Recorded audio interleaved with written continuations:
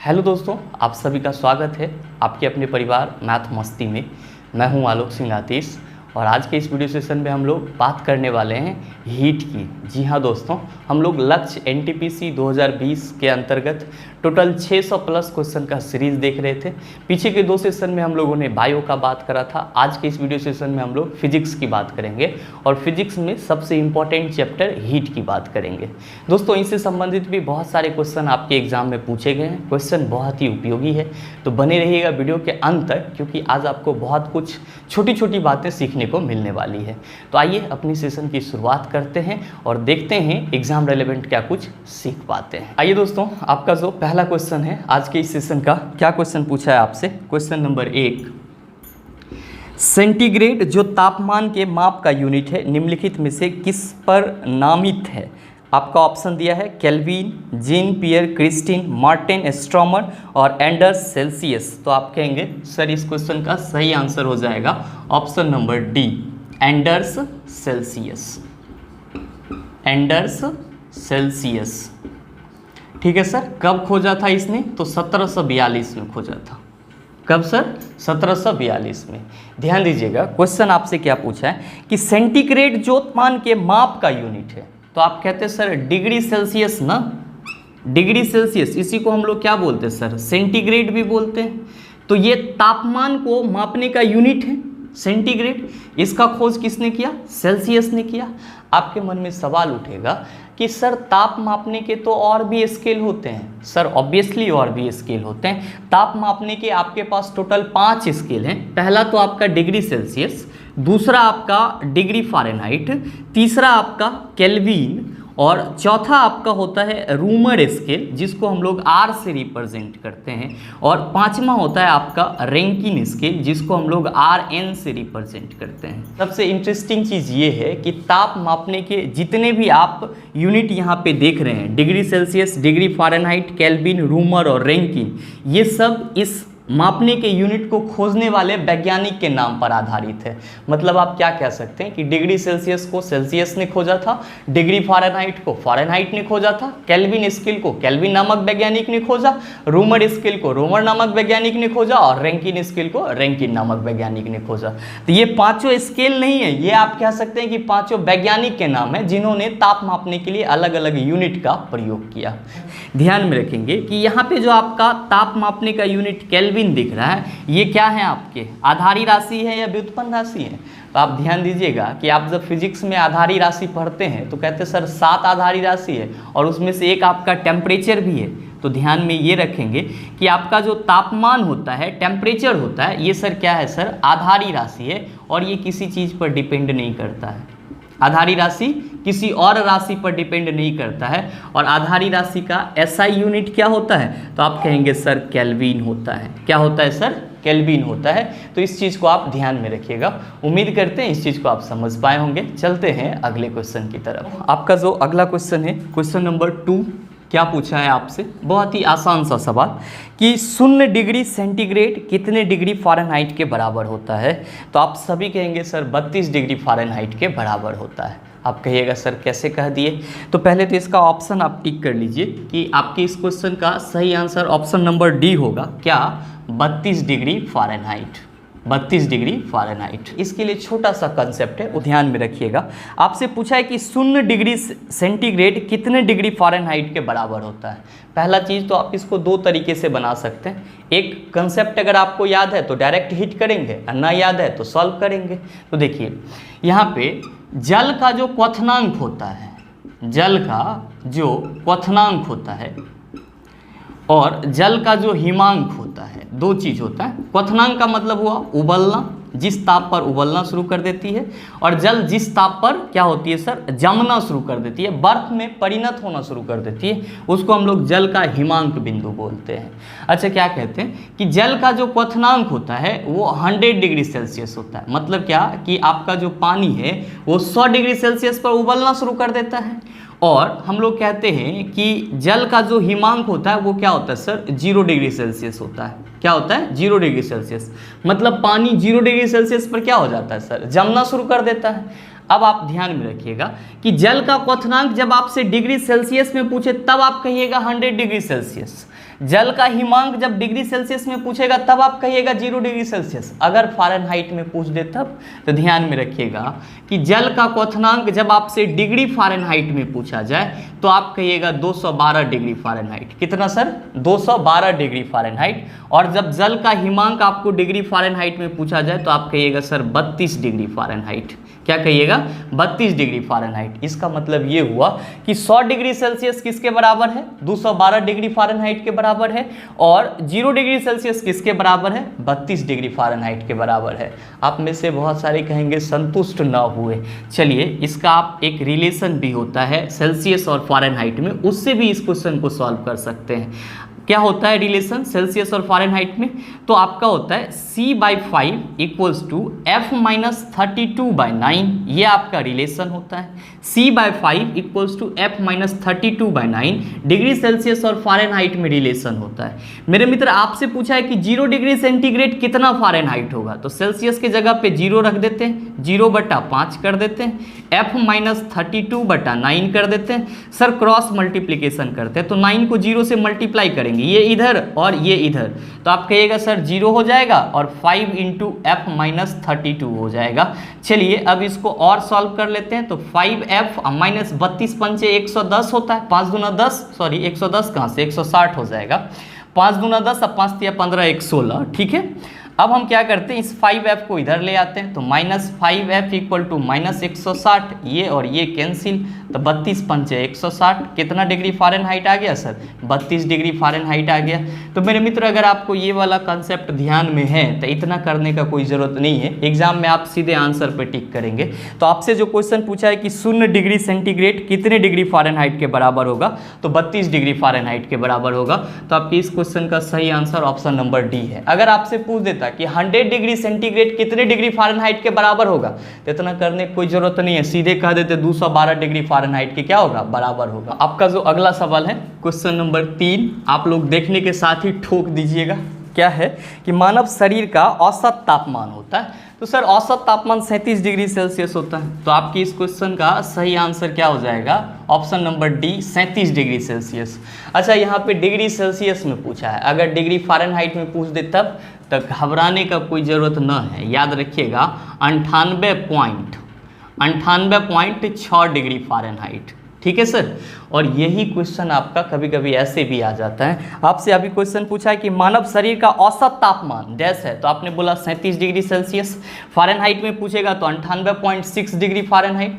अगर आपसे ये क्वेश्चन पूछ देता कि मानव शरीर का नॉर्मल सामान्य तापमान कितना होता है, सामान्य लगा देता, तब आप लोग कन्फ्यूज करना शुरू कर देते। क्यों? क्योंकि अभी तो आप पढ़े हैं औसत तापमान, तो घबराना नहीं है। समान तापमान भी पूछेगा तो 37 डिग्री सेल्सियस कहेंगे, फ़ारेनहाइट में पूछेगा 98.6 डिग्री फ़ारेनहाइट कहेंगे, और औसत तापमान पूछ रहा है तो भी हम लोग क्या कहेंगे सर? यही कहेंगे। चलते हैं अगले क्वेश्चन की तरफ।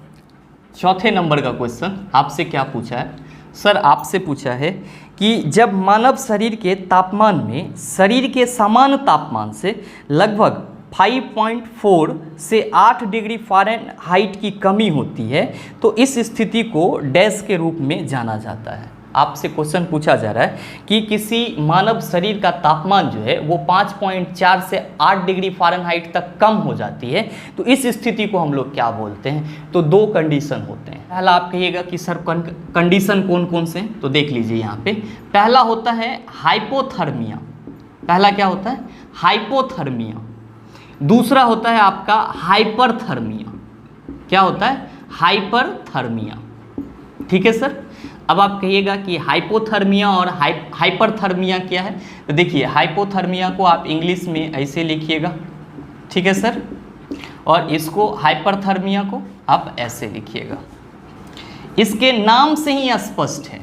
हाइपोथर्मिया आपसे जब भी बोला जाए तो आप क्या कहेंगे कि बॉडी का जो टेम्परेचर होगा वो समान तापमान से क्या होगा? घट जाएगा। समान तापमान से क्या हो जाएगा सर? घट जाएगा। तो आपके दिमाग में आ गया होगा कि इस क्वेश्चन का सही आंसर क्या होगा? हाइपोथर्मिया होगा, ठीक है।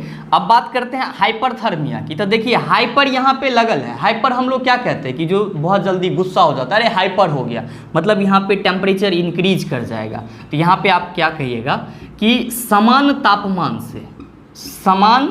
तापमान से शरीर के तापमान का क्या हो जाना, शरीर के तापमान का बढ़ जाना, शरीर के तापमान का क्या हो जाना, बढ़ जाना, तो इस स्थिति को हम लोग क्या कहेंगे, हाइपरथर्मिया कहेंगे। ये दो बात आप ध्यान में रखिएगा। तो आपसे क्वेश्चन पूछा है कि जब मानव शरीर के तापमान में शरीर के समान तापमान से लगभग 5.4 से 8 डिग्री फ़ारेनहाइट की कमी होती है, तो जब कमी हो रही है तो आपकी इस क्वेश्चन का सही आंसर क्या हो जाएगा, हाइपोथर्मिया हो जाएगा। तो आपका ऑप्शन नंबर बी जो है आपकी इस क्वेश्चन का सही आंसर है, हाइपोथर्मिया। अब आप कहिएगा कि सर हमारे ऑप्शन में वायरल भी है, तो वायरल तो आप सभी समझ रहे हैं, संक्रमित बोलते हैं इसको। फिर आप कहिएगा कि सर हमारे ऑप्शन में पायरेटिक भी है और हमारे ऑप्शन में हाइपर पायरेक्सिया भी है। अब ये क्या होता है, तो आइए हाइपर पायरेक्सिया को भी समझ लेते हैं। हाइपर पायरेक्सिया, अब ये क्या होता है, तो आप सब जानते होंगे कि जब बुखार आता है तो शरीर का तापमान क्या हो जाता है सर, बढ़ जाता है।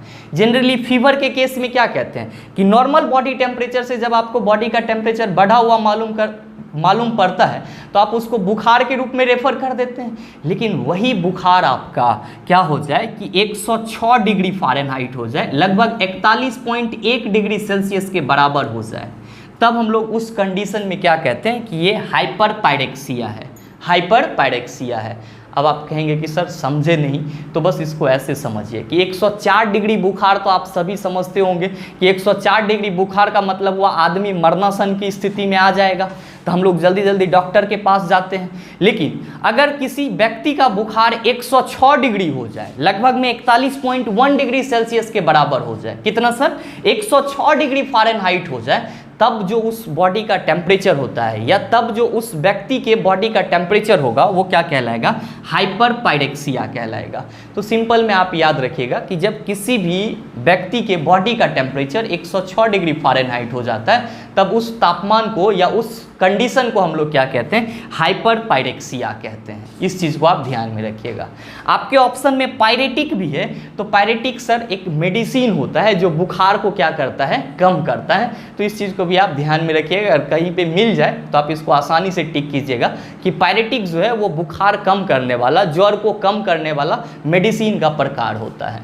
दोस्तों उम्मीद करते हैं इस चीज़ को आप अच्छे से समझ पाए होंगे। चलते हैं अगले क्वेश्चन की तरफ। आपका जो अगला सवाल है 5वें नंबर का सवाल क्या पूछा है आपसे, ये भी आपका बहुत ही आसान सा सवाल है। आपसे पूछा है कि लगभग किस तापमान पर पानी का घनत्व अधिकतम होता है। मेरे मित्र आप सभी कहेंगे सर 4 डिग्री सेल्सियस पर। कितना होता है सर, 4 डिग्री सेल्सियस पर जो पानी का घनत्व होता है वो अधिकतम होता है। तो आपकी इस क्वेश्चन का सही आंसर क्या हो जाएगा, ऑप्शन नंबर बी हो जाएगा। क्या हो जाएगा, ऑप्शन नंबर बी। देखिए आपके क्वेश्चन में जल की चर्चा करा है, तो ये तो एक वन लाइनर के रूप में हो गया कि जल का घनत्व तो 4 डिग्री सेल्सियस पर ज़्यादा होता है। लेकिन जल से आपको और क्या छोटे छोटे क्वेश्चन बन पड़ते हैं, तो मेरे मित्र ध्यान में रखिएगा कि जब हम लोग जल की बात करते हैं या पानी की बात करते हैं तो इसका जो रासायनिक सूत्र होता है वो क्या होता है, H2O होता है। क्या होता है सर, H2O। अब आपको यहाँ पे क्वेश्चन बन पड़ता है कि जल में हाइड्रोजन एवं ऑक्सीजन का भार के विचार से अनुपात होता है। किसके विचार से सर, भार के विचार से अनुपात कितना होता है। इससे भी आपके एग्जाम में क्वेश्चन मिलता है देखने को। तो आप कहिएगा 1:8। अब पूछ देगा कि हाइड्रोजन एवं ऑक्सीजन का आयतन के हिसाब से अनुपात कितना होता है, आयतन के विचार से, आयतन के विचार से। तब आप क्या कहिएगा सर, 2:1 कहिएगा। क्या कहिएगा, 2:1। नेक्स्ट इस पे क्वेश्चन बन पड़ता है सर कि शुद्ध जल विद्युत का सुचालक होता है या नहीं होता है। तो शुद्ध जल क्या होता है सर, विद्युत का कुचालक होता है। शुद्ध जल से, प्योर वाटर से इलेक्ट्रिसिटी पास नहीं हो पाती है। तब आप कहिएगा कि कौन सा जल सुचालक होता है, तो सर जो आपका अम्लीय जल होता है, जो आपका अम्लीय जल होता है वो क्या होता है सर, विद्युत का सुचालक होता है। ये आपका एक छोटा सा पॉइंट है, ध्यान में रखेंगे कि आपके पृथ्वी पर जितना भी जल है उसमें से 97% जल जो है आपका कहाँ पे मिलता है, तो समुद्री जल के रूप में मिलता है। किसके जल के रूप में सर, समुद्री जल के रूप में। कितना परसेंट, 97%। हाँ, ध्यान में रखेंगे 3% जो जल है आपका वो स्वच्छ जल है और आप इसका यूज कर सकते हैं, मात्र 3% जल का ही। बाकी के 97% जल आपका क्या है सर, नमकीन है। ठीक है, अब इस चीज़ को भी आप ध्यान में रखेंगे। एक भारी जल से भी आपका क्वेश्चन पूछा जाता है, तो जनरली आपको भारी जल का रासायनिक सूत्र पूछा जाता है, तो D2O ड्यूटेरियम ऑक्साइड कहते हैं। और जब आपसे भारी जल का कभी कभी अनुभार पूछ ले आपके एग्जाम में, किसका, भारी जल का, तो आप क्या कहिएगा कि सर भारी जल का अनुभार क्या होगा, 20 होगा। क्या होगा, 20। और इसको पढ़ते क्या है, ड्यूटेरियम ऑक्साइड पढ़ते हैं। अब ये ड्यूटेरियम क्या है, तो हाइड्रोजन का समस्थानिक है। हाइड्रोजन के 3 समस्थानिक होते हैं मेरे मित्र, प्रोटियम, ड्यूटेरियम और ट्राइटियम। तो जैसे हम लोग कहते हैं ना, हाइड्रोजन हाइड्रोजन हाइड्रोजन, 1 1 2 और 1 3। तो ये जो आपका 2 परमाणु भार दिख रहा है, हाइड्रोजन यहाँ पे नीचे 1 लिखा हुआ, तो परमाणु संख्या 1 हुआ, परमाणु भार 1। यहाँ पे परमाणु संख्या 1, परमाणु भार 2, परमाणु संख्या 1, परमाणु भार 3। तो इसको हम लोग प्रोटियम पढ़ते, इसको ड्यूटेरियम और इसको ट्राइटियम पढ़ते। D2O है, तो यहाँ पे एक ड्यूटेरियम का परमाणु भार कितना होता है, 2। तो यहाँ पे 2 है, तो 2 गुना 2 और प्लस ऑक्सीजन का परमाणु भार, तो ये 20 हो जाता है। अगर आपसे H2O का पूछ दे तब क्या कीजिएगा, 18। कैसे, तो हाइड्रोजन का है सर 2 और ऑक्सीजन का कितना है सर, 16। तो 16 दून 18। आप कहिएगा क्या 2 है, सर हाइड्रोजन के एक परमाणु का भार 1 होता है, यहाँ पे 2 परमाणु है तो उसका भार कितना होगा, 2 ही ग्राम ना होगा। और ऑक्सीजन के एक परमाणु का भार 16 ग्राम होता है, तो 2 प्लस 16, तो जोड़ दिए कितना हो गया, 18। तो आपसे अगर सीधे जल का अनुभार पूछे तो 18 ग्राम, भारी जल का पूछे तो आप क्या कहिएगा सर, 20 ग्राम। और ये चीज़ तो आपको याद ही है कि जल 100 डिग्री सेल्सियस पर उबलता है और 0 डिग्री सेल्सियस पर क्या हो जाता है सर, जम जाता है। तो उम्मीद करते हैं इस चीज़ को आप समझ पाए होंगे। चलते हैं अगले क्वेश्चन की तरफ। आपका जो अगला सवाल है, क्वेश्चन नंबर 6। मैंने आपको शुरुआत में ही बताया था कि आपको आज के इस सेशन में बहुत ही छोटा छोटा बात सीखने को मिलेगा। क्या है कि निम्नलिखित में से कौन सा विकल्प उष्णता का कुचालक बैड कंडक्टर होता है। 2 चीज़ होते हैं, एक होता है उष्मा का चालक और दूसरा होता है उष्मा का कुचालक। तो ध्यान में रखेंगे कि आपका जो ऑप्शन दिया हुआ है, लकड़ी, हीरा, पानी, माइका, इन सब में कौन बैड कंडक्टर है। तो जो उष्मा का प्रवाह अपने में से होकर के नहीं करेगा वो उष्मा का कुचालक होगा, या धीरे धीरे करेगा वो क्या होगा, उष्मा का कुचालक होगा। और जो अपने अंदर से उष्मा का प्रवाह तेजी से करेगा वो क्या होगा, उष्मा का चालक होगा। जैसे आप पानी को गर्म करते हो, तो आप मान लो कि एक बड़ा सा टब है, उसमें आप पानी भर दिए, आप उसको गर्म कर रहे हैं, तो साइड में भी छुएंगे तो भी गर्म लगेगा, बीच में डालेंगे हाथ तो भी आपको गर्म लगेगा, मतलब पानी उष्मा का चालक है। अगर आप हीरा को गर्म करेंगे तो वो भी आपका क्या होगा सर, उष्मा का चालक होगा, क्योंकि हीरा भी क्या करती है, हीट को अवशोषित करती है और वो भी आपको गर्म महसूस होता है। मतलब ये हो गया कि सर हीरा भी उष्मा का चालन करता है।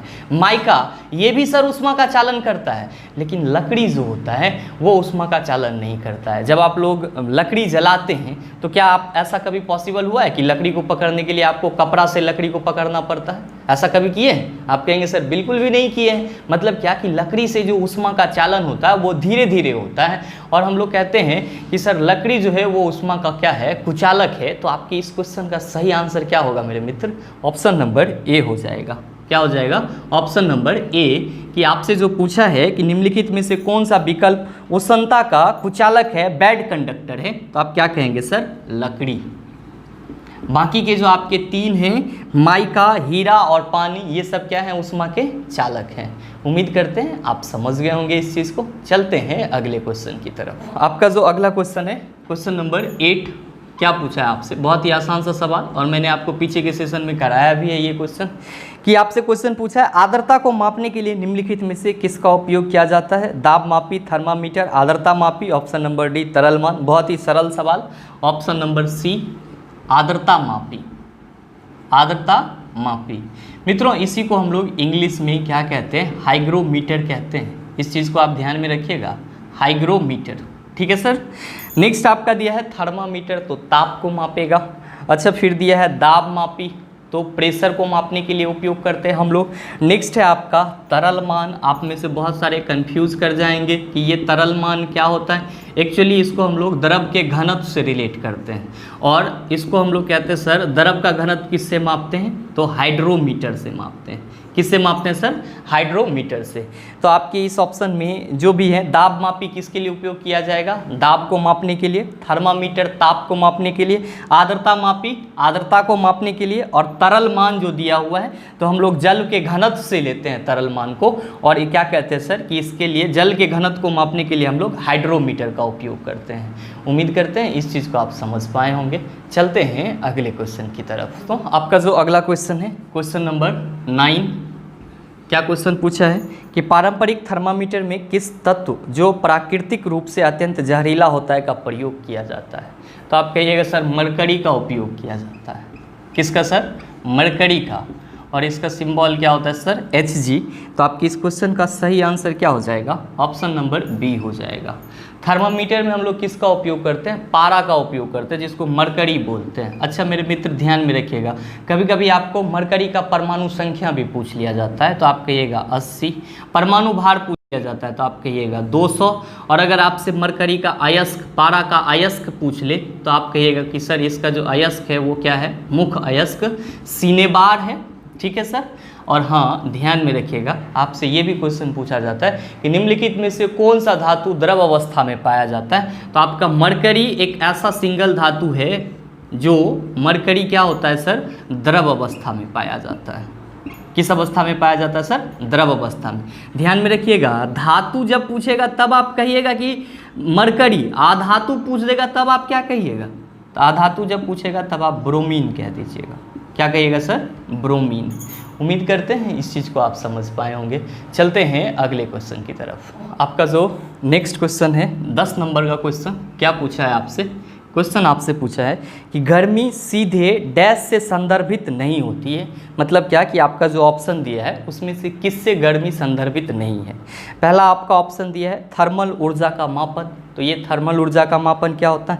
तो आप लोग ब्रिटिश थर्मल यूनिट मत समझ लीजिएगा, BTU मत समझ लीजिएगा। यहाँ पे जो आपका थर्मल एनर्जी दिया हुआ है इसका मतलब क्या हुआ कि किसी भी पदार्थ से परमाणु या अणु के गति को मापने के लिए हम लोग किसका उपयोग करते हैं? तो थर्मल एनर्जी का या थर्मल ऊर्जा मापन का उपयोग करते हैं। ठीक है सर। और नेक्स्ट है आपका अणुओं की गति से। तो गर्मी सीधे संदर्भित नहीं है। तो जब तक अणु का गति नहीं होगा तो हीट एक जगह से दूसरी जगह ट्रांसफर हो पाएगा? नहीं हो पाएगा। मतलब ये सही है कि ये संदर्भित है। नेक्स्ट है आपका ऑप्शन सी विद्युत चुंबकीय तरंगों के माध्यम से हस्तांतरण। ये भी बात सही है कि हीट इलेक्ट्रो आपका मैग्नेटिक जो वेव होता है उसके थ्रू भी एक जगह से दूसरी जगह जाता है। और थर्मोडायनामिक्स आपका ऑप्शन नंबर डी दिया है, पदार्थ के थर्मोडायनामिक गुण से। तो थर्मोडायनामिक में तो हम लोग उष्मा गतिकी पढ़ते ही हैं, हीट के मूवमेंट के बारे में पढ़ते ही हैं। मतलब आपसे जो क्वेश्चन पूछा है कि गर्मी सीधे डैश से संदर्भित नहीं होती है, तो आप कहेंगे कि सर इसमें सर ऑप्शन नंबर ए जो है थर्मल ऊर्जा मापन जो है ये गर्मी उससे सीधे संदर्भित नहीं होती है। तो आपकी इस क्वेश्चन का सही आंसर क्या हो जाएगा सर? ऑप्शन नंबर ए हो जाएगा। तो मतलब तीनों ऑप्शन गर्मी से संबंधित हैं, बाकी के आपका जो ए ऑप्शन है वो गर्मी से संबंधित नहीं है। तो यही आपकी इस क्वेश्चन का सही आंसर है।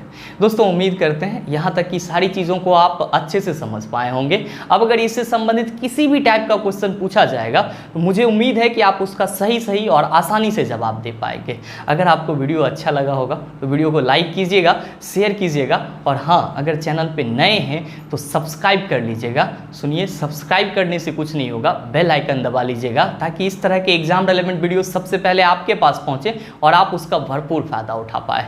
मिलते हैं फिर अगले वीडियो सेशन में, तब तक के लिए best of luck. Thank you, have a nice day.